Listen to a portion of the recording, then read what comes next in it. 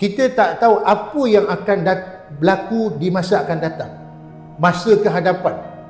Esok, ya, kemudian minggu depan, bulan depan, tahun depan. Kita tak tahu apa yang akan berlaku pada masa yang akan datang. Masa yang dah lepas dan yang berlalu dah kita tinggalkan. Dia tak boleh berpatah balik. Cuma kita tak tahu apa yang akan berlaku di masa depan.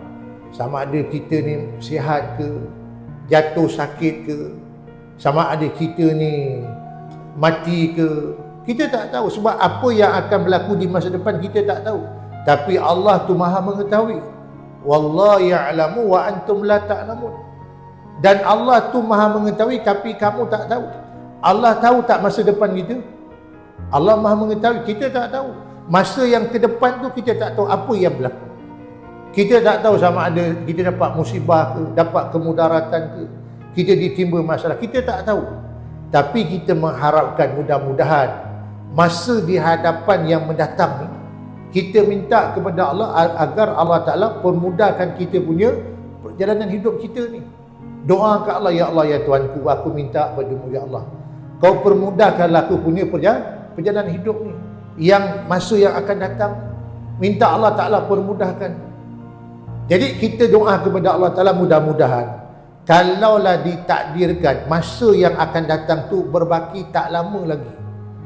Masa yang akan datang tu berbaki tak lama lagi.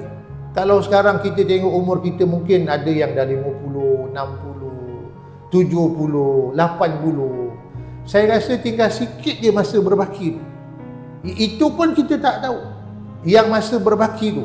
Tapi kita minta Allah Ta'ala agar kalaulah ada umur lagi yang berbaki untuk kita tu, kita nak yang berbaki tu biarlah kita gunakan umur kita tu menjadi orang-orang yang benar-benar taat, orang yang soleh, orang yang soleha, orang yang sentiasa istiqamah, patuh pada perintah Allah. Cuma yang kita memang takut kalaulah umur kita yang makin berbaki ni, ya, kalau kita tak gunakan umur yang berbaki tu pada perkara-perkara yang kesalehan, itu yang kita bimbang.